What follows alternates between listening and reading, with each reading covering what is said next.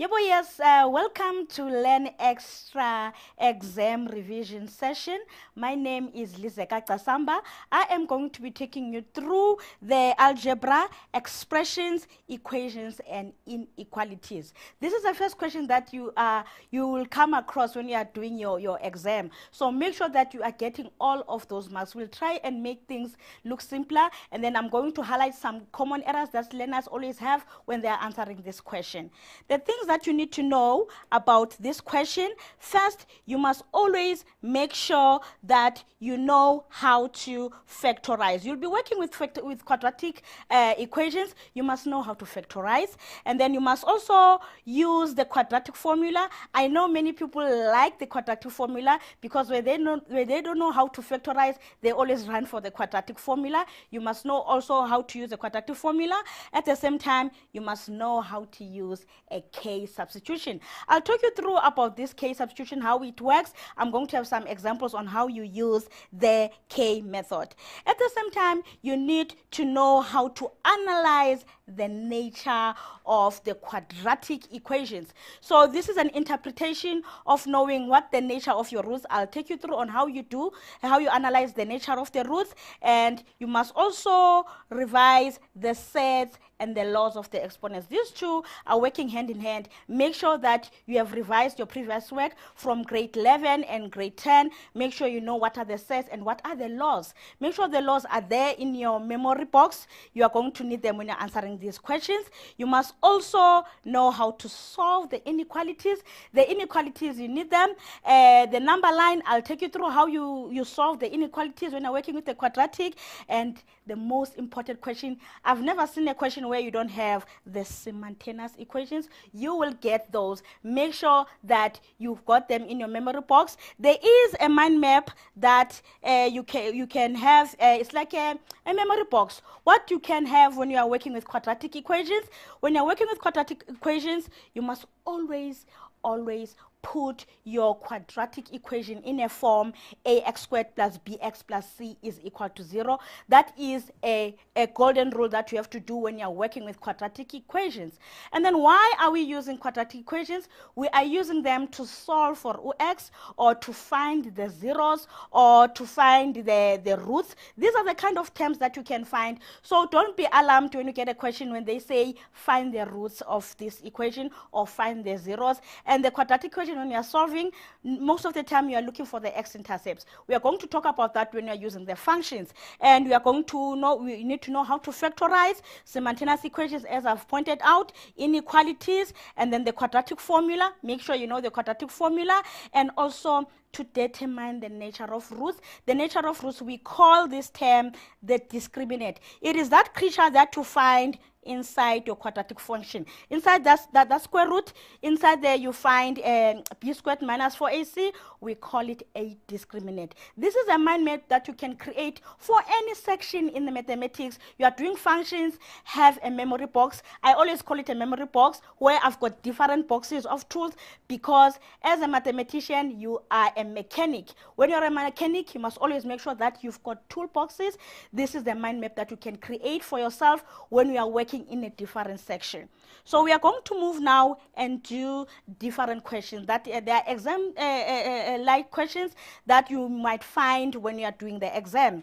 The first question that I am going to be attacking now is the one which is saying you must solve for x. Read the question. It is important that you read the question. You need to solve for OX. You've got question 1.1 where you need to solve. You've got a question there, x minus 3 into x plus 5 is equal to 9. Let's start with that question.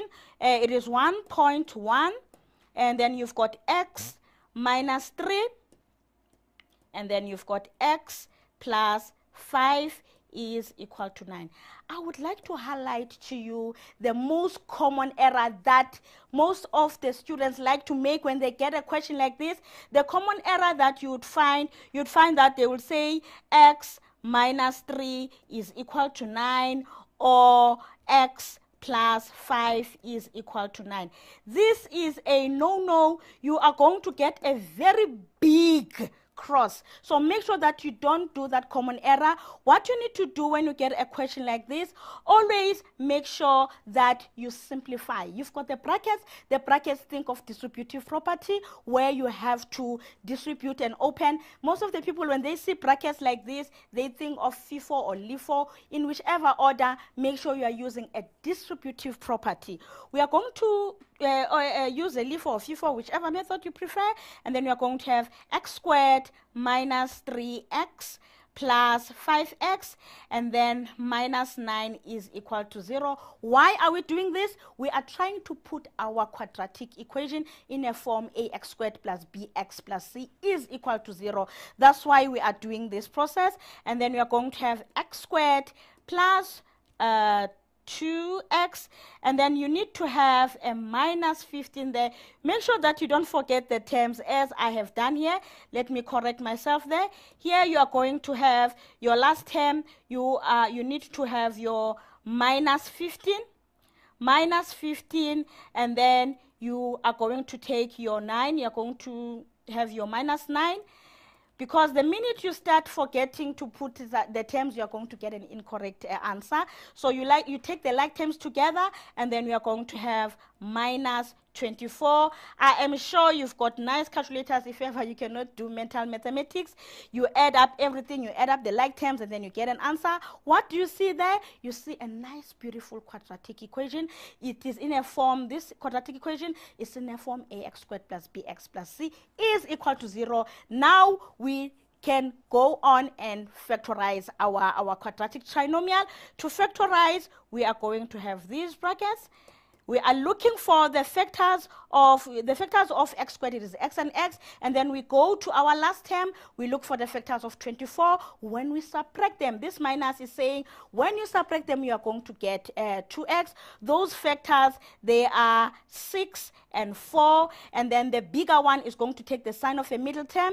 Then you are going to have positive and minus, and then therefore your x is equal to minus 6, or your x is equal to 4. There you are. You have been able to factorize your quadratic trinomial without doing any common errors. Now we are going to move and attack number 1.2. Number 1.2, it is in this form. It is x squared minus 2x all squared minus 8 is equal to 7 into x squared minus 2x. Let me write this question so then we can follow each other. You've got x squared minus 2x all squared minus 8 is equal to 7 into x squared minus 2x. So now this is our quadratic equation. If you can, if you've got time, you can go and say, okay, I don't like these brackets. Let me get rid of them. Go and do distributive law and see how long it's going to take you to simplify this. Remember, as the mechanic, you must always have strategies. You must always have ways on how to get yourself out of a difficult situation. I'm not saying that you cannot simplify this by using a distributive property, but remember, we are doing grade 12. We've got strategies that we have built up all of those years that we've started schooling, so let's use those. So here, this is where the K method is going to come helpful for us. You can see that you've got something that is common, you've got something that is common. Let something to be something. Some people don't like K, they want to use P, use a P, as long as you know that you as a mechanic or the mathematician, you have decided it's your own making, and then in the end, make sure that you don't give us an answer in a K, K is equal to something. Give us an answer because you are trying to solve for an X. So what we're going to do here, we are going to say, I am going to let my K to be equal to x squared minus 2x. Why? Because I can see it's common there. So now when you finish there, what you do, you go and take it back into your equation. So you're going to substitute back into your equation. You're going to have k squared minus 8 is equal to 7k. This is a beautiful equation. You can work with this. It looks simpler. It looks familiar to your eyes. So what you do is that, okay, this is a quadratic equation. Let me put it in a quadratic form where you've got ax squared plus bx plus c is equal to 0. Let's do that. You're going to have k squared minus 7k minus 8 is equal to 0. A beautiful quadratic formula that we can go and factorize. Don't run and do a quadratic formula when you can find the factors. Please help us. If you can get factors, please find the factors. Don't rush through and say, I'm going to use a quadratic formula. People, they like quadratic formula. They don't want to hear a thing. You must always be careful on when to use a quadratic formula. Then you're going to have k, and k, we are looking for the factors of 8. When we subtract them, we are going to get 7. Those factors, it is 8 and 1.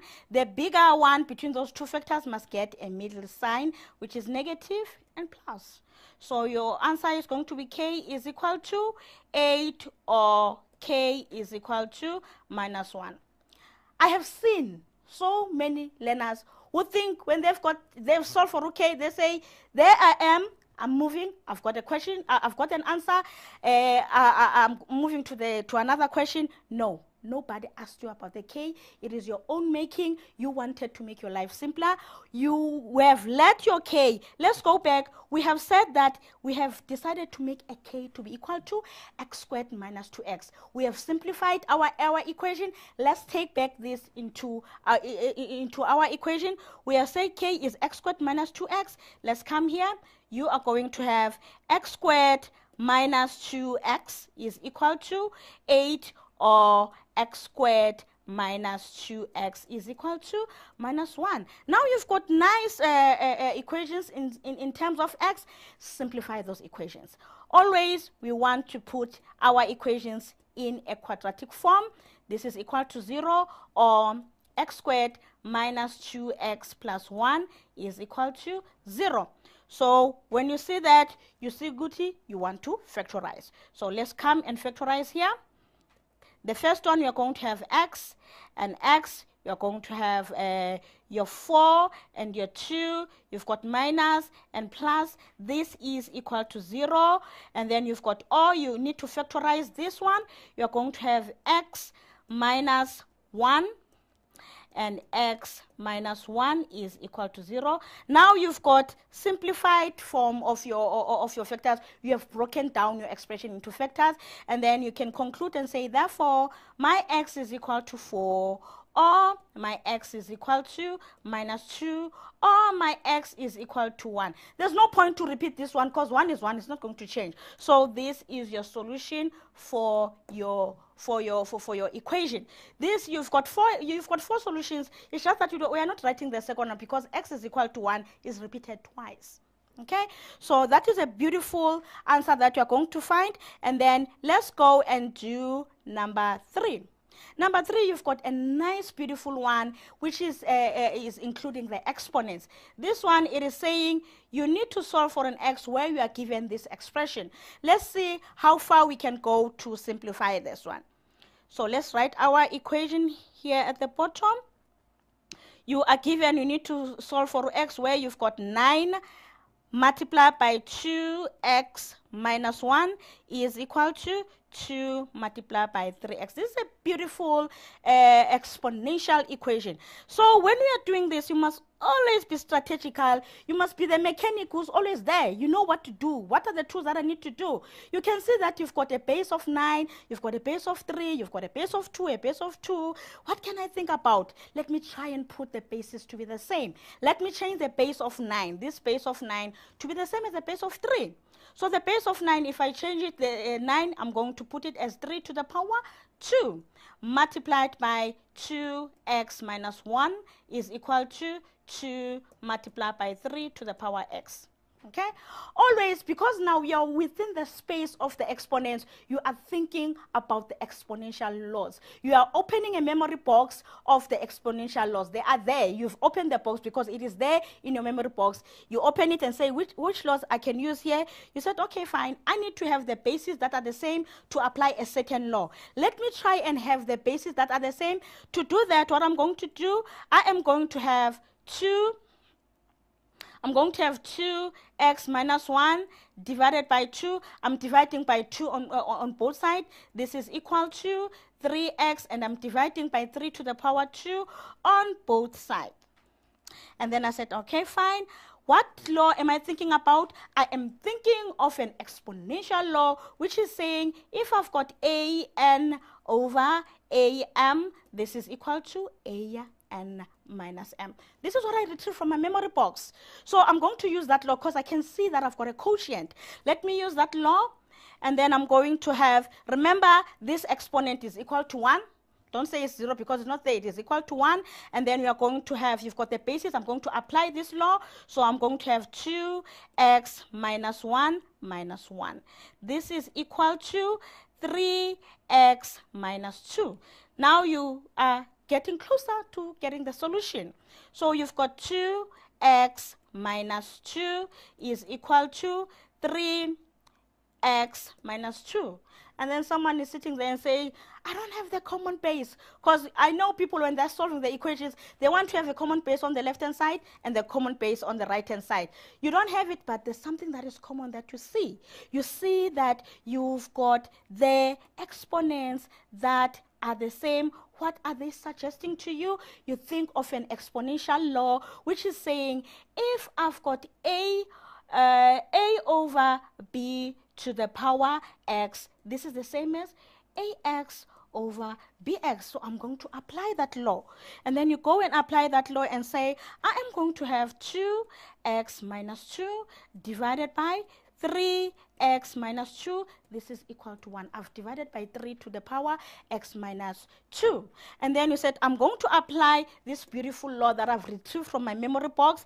And I'm going to have 2 over 3 into this law. It is saying I'm going to have my common power x minus 2, and then you said I've got 1. There's something beautiful about 1.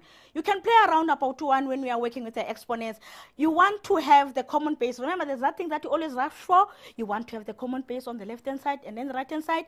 Make that common base. You've got that opportunity now. You can play around with your 1. So you want to have the common base. You've got 2 over 3 on your left-hand side. You want to write 1 as that common base. So you're going to have 2 over 3, and then we say 1 is a base to the power 0. So you have written 1 in a way that you want. And then you've got that common base that you want, because you always want to have a common base. So you're going to have x minus 2 is equal to 0. Therefore, our x is equal to 2. Beautiful. There you are. Let's take a quick ad break, and then we'll come back and do another question.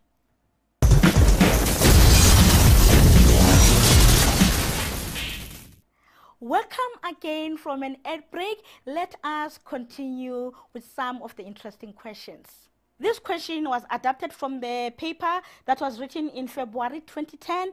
It was question 1, and this question, it is saying solve for inequalities. Always when you are reading a question, look for the keywords. The keyword here is an inequality. What do you think of? When you think of an inequality, you think of a number line that your primary school teacher taught you about.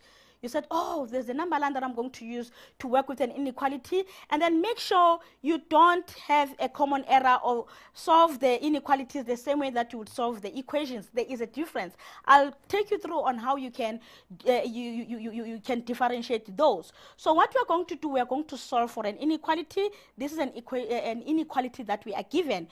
Always put your equations in a form ax squared plus bx plus c is less than or equal to 0. We are going to do that. We are going to have 2x squared minus 3x minus 2 is less than or equal to 0. That is very important.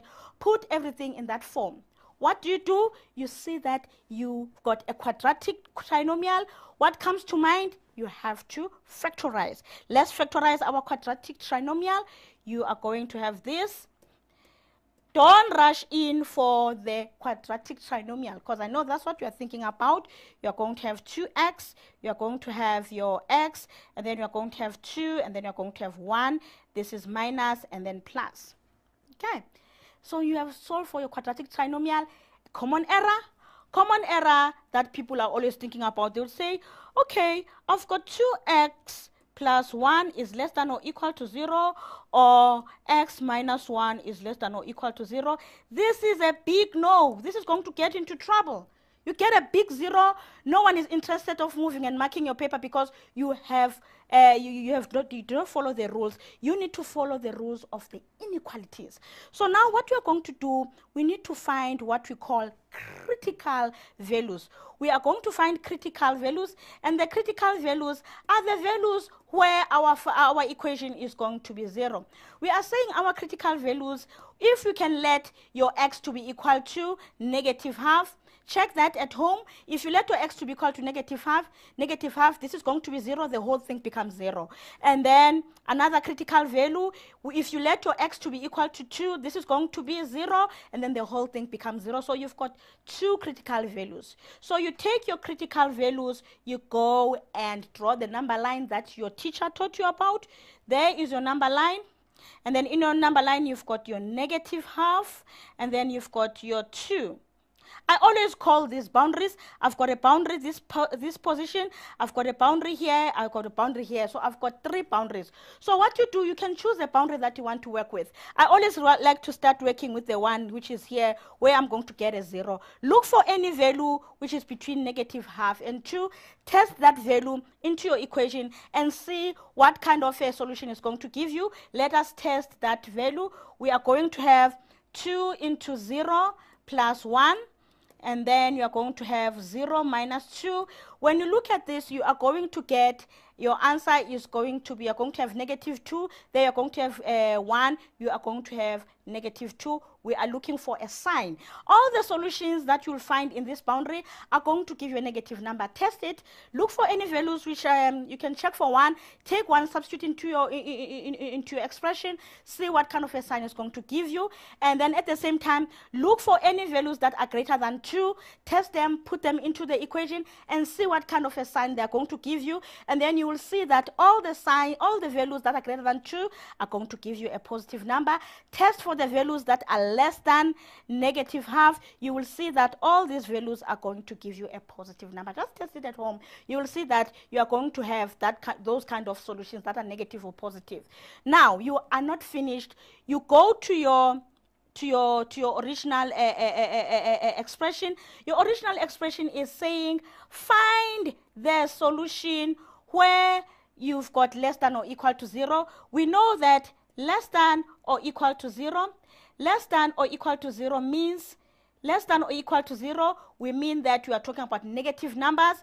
Greater than or equal to 0, we mean that you are talking about positive numbers. Okay, when you're talking about less than or equal to, greater than or equal to 0, we are talking about positive numbers. Less than or equal to 0, we are talking about negative numbers. So we are looking for the solutions in our boundary, which is going to give us the negative solution. We go to our number line. In our number line, the solutions that are going to give us negative are the solutions which are lying between -half and 2. How do you write that?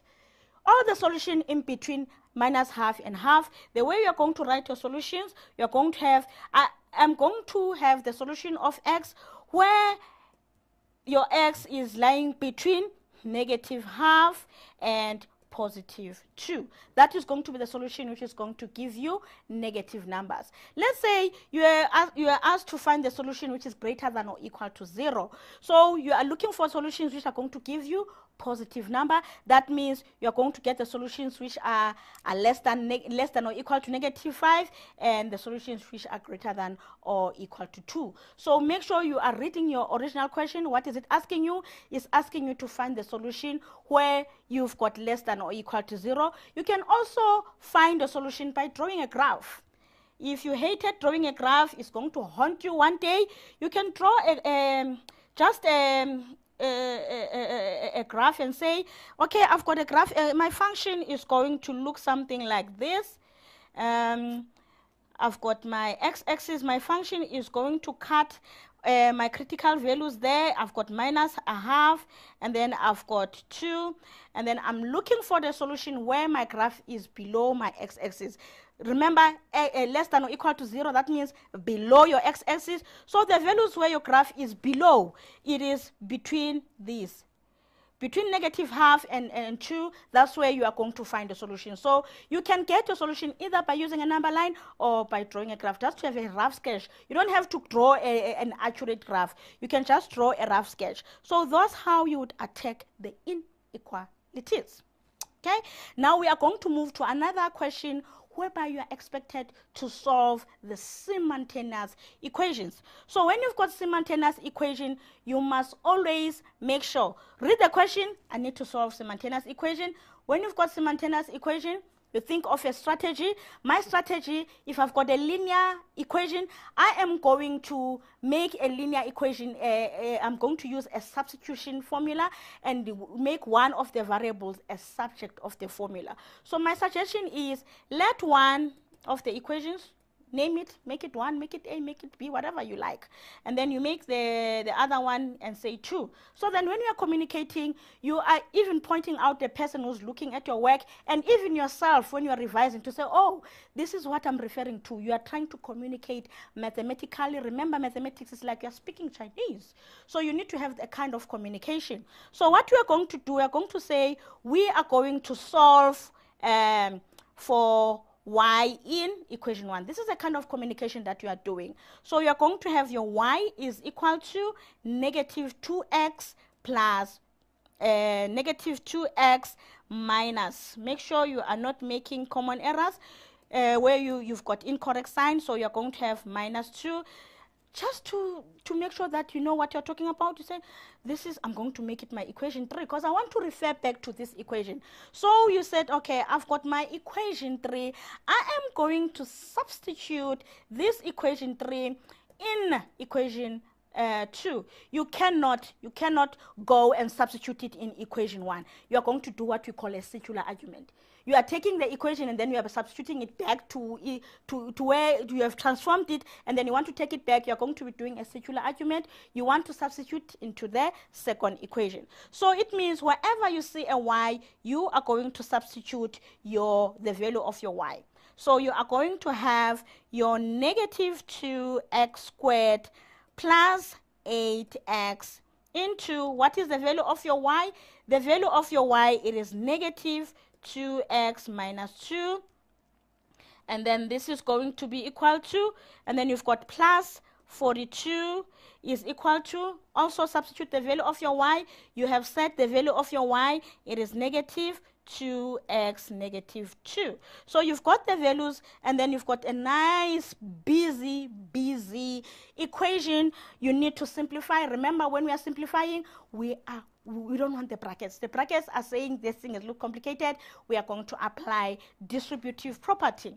Let's go ahead and do that. You are going to have negative 2x squared negative 16x squared negative 16x plus 42 plus 2x plus 2. Remember, we want to make everything to be in terms of a quadratic form where you've got ax squared plus bx plus c, and then you are going to put together all of the like terms, and then when you put your like terms, you're going to have negative 18x squared, and then we are going to have minus 14x. Make sure you are accurate with your work because you don't want to be losing some marks, and then you're going to have plus 44. This is a nice quadratic, but it's not a nice one. You want to simplify it, look for the highest common factor. So you're going to have a highest common factor whereby you are going to be dividing by 2, and then you are going negative 2 because you don't like a negative x squared. So you're going to have 9x squared plus 7x minus 22 is equal to 0.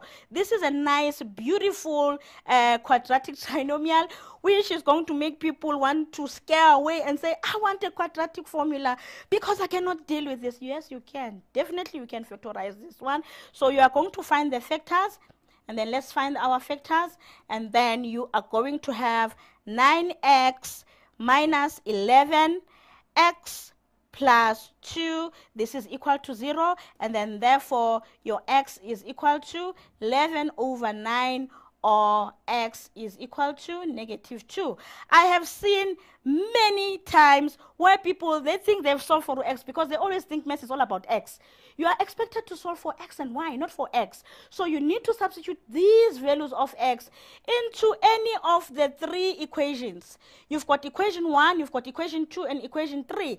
Really, substituting into equation 2, you are complicating your life. Equation 1, you've simplified it. Go to equation 3 because it looks simplified. Go and substitute the values of x into that equation. So you are going to start and say, my y is going to be equal to, what is the equation of y? It is minus 2x minus 2. So you've got minus 2 into 11 over 9 minus 2, or another value of y is equal to negative 2 into negative 2 minus 2. You've got a beautiful calculator. If you cannot work with your brain cells, you can plug this into a calculator, and then you'll find that your y is equal to negative 40 over 9, or your y is equal to 2. That is a beautiful, you have solved for your x and then you have solved for your y. You have solved your equation simultaneously. What are they suggesting for you? They are suggesting that if you were to draw those two graphs,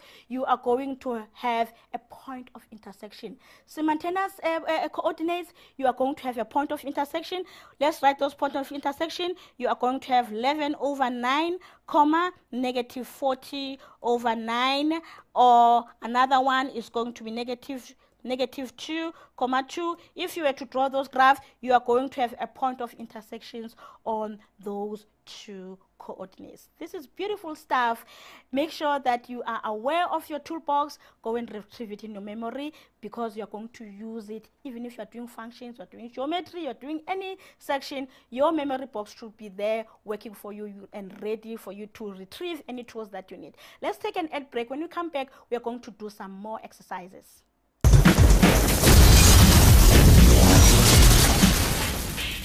Welcome. We are doing exam revision for grade 12. We are doing question 1 that you'd find in your exam. Make sure that you are getting 100% of this question, because it's a giveaway. We are talking about the quadratic equations. Now let's do another question. This question is coming from February 2014. It's paper 1, question 1, and also it's saying solve simultaneously for x and y.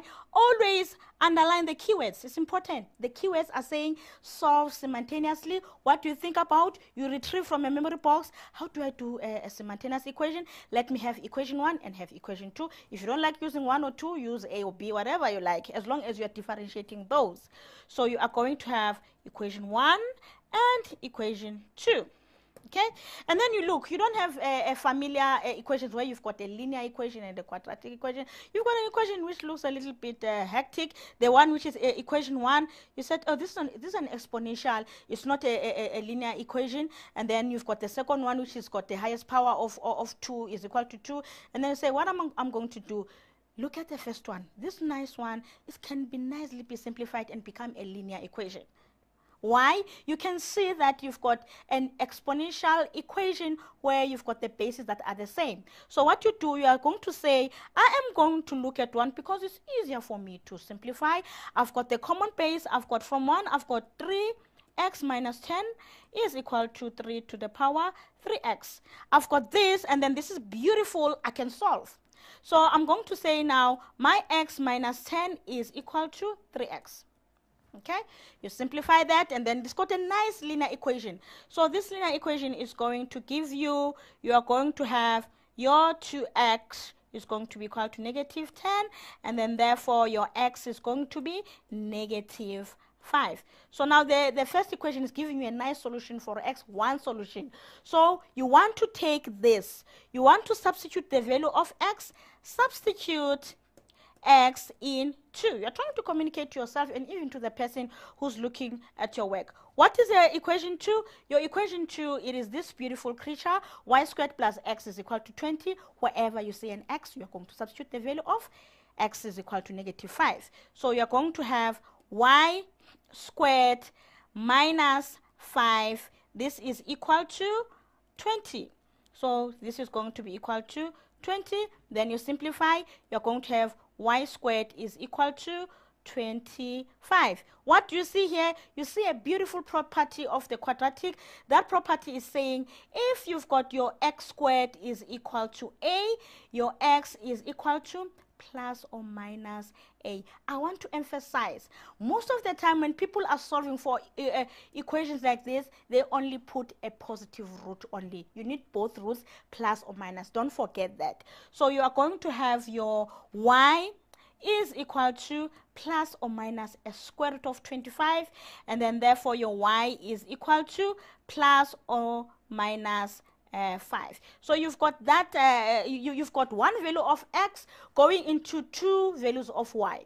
If you were to draw this, and then you're talking about functions, a beautiful thing that you'll see, Guti, this does not look like a function. You do a vertical line test, and then you see, this is not a function. So this is a beautiful question to test whether you've got a function or not. Do a vertical line test after you've drawn, you'll see that you don't have a function. So you have solved for your x and your y. You've got this solution. You've got one value of x and two values of y. Now, when you finish that question, you know, Guti, you've got your x and your y. Now you can move to another question.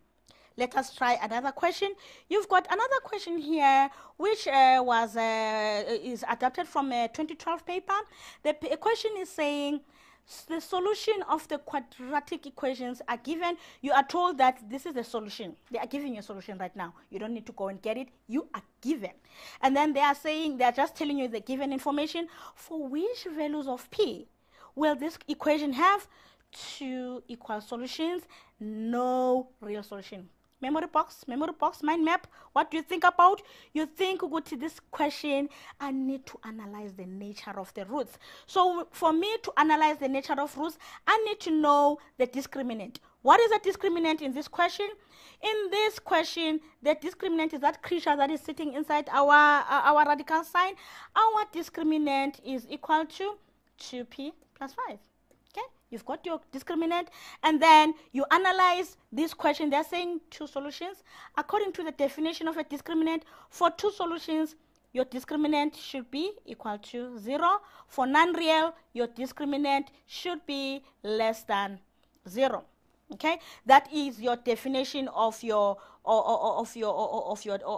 discriminant. So now you are going to find the solution. Now you go and say, okay, fine. What is my discriminant? I'm doing number one for equal solution. My discriminant, I have identified it to be 2p plus 5. For equal solutions, we are saying this should be equal to 0. Okay, now you solve for your p, and then you can say now your p is equal to negative 5 over 2. It means for the solutions, for when your p is equal to negative 5 over 2, you are going to have this two equal solutions. Now let us do for this one is for number 1. Let us do the one for number 2, this one where your solution is unreal. When your solution is unreal, your discriminant is less than 0. What is your discriminant? You have identified your discriminant to be 2p plus 5. This is less than 0, and then therefore your p is less than negative 5 over 2. What are you saying? You are saying if I can get the solution, the values of p that are less than negative 5 over 2, I am going to have a solution which is undefined.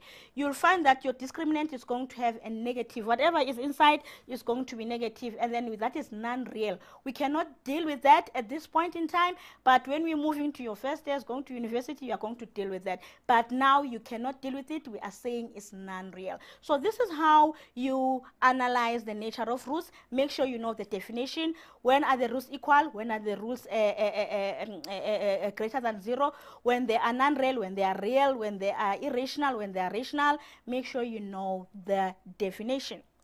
Let's help you with another question. Our next question now, it was adapted from November 2012. The question is reading, if 14 over square root of 63 minus 28 is equal to a square root of b. When you look at this question, you said, oh, this is a set expression. I have to simplify it and find the value of A and B. So now you want to find the value of A and your B. Here's a question: you must find values of A and the B. You have to simplify your left hand side. Now, how do you simplify this left hand side? Because to you it looks so complicated, you don't have an equation. What you do, you're going to do what we call rationalizing a denominator, because you see that we've got a fraction. The only way to make your life simpler here is to rationalize a denominator. So now we are going to rationalize a denominator where we are going to have 14 square root of 63 minus 28. When you rationalize a denominator, you are going to multiply both your numerator and your denominator by the conjugate of your denominator. This is going to be square root of 28, and then you divide it by square root of 63 plus square root of 28. It is not a mistake that we are multiplying by 63 plus, not 63 minus. We are rationalizing a denominator, hence we are multiplying by the conjugate. If you had a positive, it was going to be negative. So when you have here, what you do, you simplify your numerator, and then in your numerator you are going to have 14 into square root of 63 plus square root of 28, and then you go to your denominator. In your denominator, you can see here you've got your A minus B. You've got A minus B multiplied by A plus B. What do you think about when you see an expression like that? You think of LIFO, FIFO, whatever, distributive property, whichever way that you want to call it. But at the end of the day, it is distributive property. You want to do that, start with your first term, second term, inner term, last term, whatever you like. You do that, and then you find your thing is going to be 63, and then it's going to be minus 28. You do your first terms, your inner terms. Your inner terms and your outer terms are cancelling each other out, hence you're going to have 63 minus 28. The problems that you have here, you've got problems with your numerator. So in your numerator, you said, how am I going to simplify my numerator? The best way of simplifying your numerator is to write your 63 as into two factors. One is with a perfect square, and one is just with any prime number. So 63, you can write it as 9 multiplied by 7. That is going to be 63. You can check in your calculator, and then you come and say, how do I decide which factors to put on 28? You can put your 28 to be your 9 multiplied by 4. This is going to be 7 multiplied by 4. That's going to be your 28. You can check in your calculator. You are playing around. You want to have something that is common. And then you are going to divide by, you're going to have 63 minus 28, that's going to be your 35. And then you said, okay, what further can I do? I look on my numerator.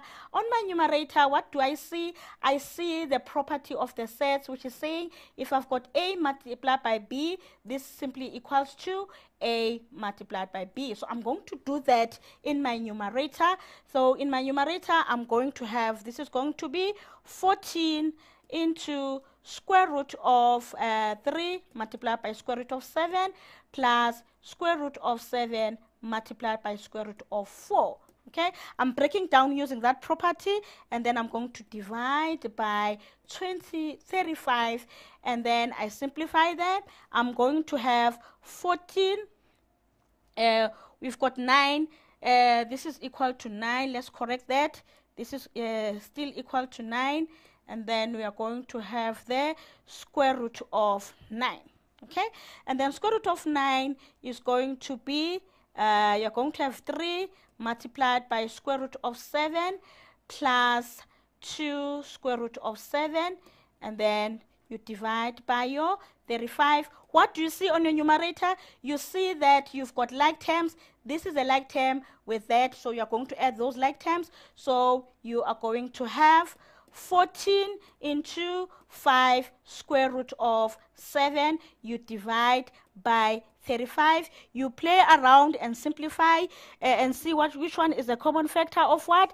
And then when you finish, you are going to get a simplified form, which is 2 into 7. What were you asked to do? You are asked to find the value of A square root of B, which implies that your A is equal to 2 and your B is equal to 7. Beautiful stuff. This is what you do. You're applying the sets. Make sure that you go through a revision, have your mind maps, have your memory box. Till next time, enjoy your mathematics. Goodbye.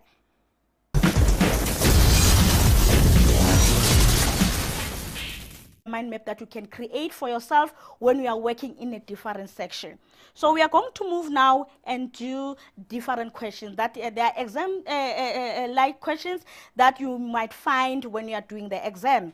The first question that I am going to be attacking now is the one which is saying you must solve for x. Read the question. It is important that you read the question. You need to solve for OX. You've got question 1.1 where you need to solve. You've got a question there, x minus 3 into x plus 5 is equal to 9. Let's start with that question. It is 1.1, and then you've got x minus 3, and then you've got x plus 5 is equal to 9. I would like to highlight to you the most common error that most of the students like to make when they get a question like this. The common error that you would find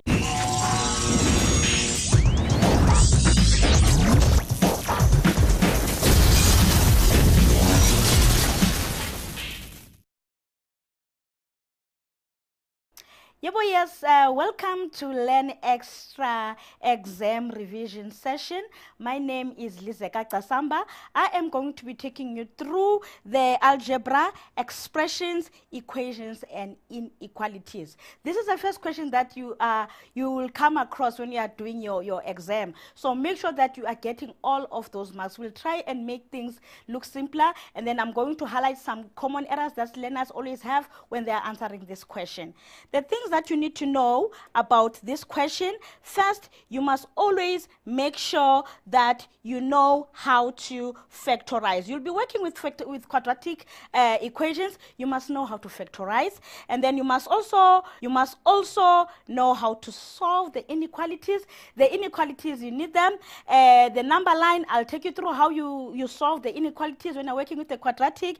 And the most important question, I've never seen a question where you don't have the simultaneous equations. You will get those. Make sure that you've got them in your memory box. There is a mind map that you can have. It's like a memory box. What you can have when you are working with quadratic equations. When you're working with quadratic equations, you must always put your quadratic equation in a form ax squared plus bx plus c is equal to 0. That is a golden rule that you have to do when you're working with quadratic equations. And then why are we using quadratic equations? We are using them to solve for x, or to find the zeros, or to find the roots. These are the kind of terms that you can find. So don't be alarmed when you get a question when they say find the roots of this equation or find the zeros. And the quadratic equation, when you are solving, most of the time you are looking for the x-intercepts. We are going to talk about that when you are using the functions. And we are going to know, we need to know how to factorize simultaneous equations, as I've pointed out, inequalities, and then the quadratic formula. Make sure you know the quadratic formula, and also to determine the nature of roots. The nature of roots, we call this term the discriminant. It is that creature that you find inside your quadratic function. Inside that square root, inside there you find b squared minus 4ac. We call it a discriminant. This is a mind map that you can create for any section in the mathematics. You are doing functions, have a memory box. I always call it a memory box where I've got different boxes of tools, because as a mathematician, you are a mechanic. When you're a mechanic, you must always make sure that you've got toolboxes. This is them. Use the quadratic formula. I know many people like the quadratic formula because when they don't know how to factorize, they always run for the quadratic formula. You must know also how to use the quadratic formula. At the same time, you must know how to use a K substitution. I'll talk you through about this K substitution, how it works. I'm going to have some examples on how you use the K method. At the same time, you need to know how to analyze the nature of the quadratic equations. So this is an interpretation of knowing what the nature of your roots. I'll take you through on how you analyze the nature of the roots, and you must also revise the sets and the laws of the exponents. These two are working hand in hand. Make sure that you have revised your previous work from grade 11 and grade 10. Make sure you know what are the sets and what are the laws. Make sure the laws are there in your memory box. You are going to need them when you're answering these questions.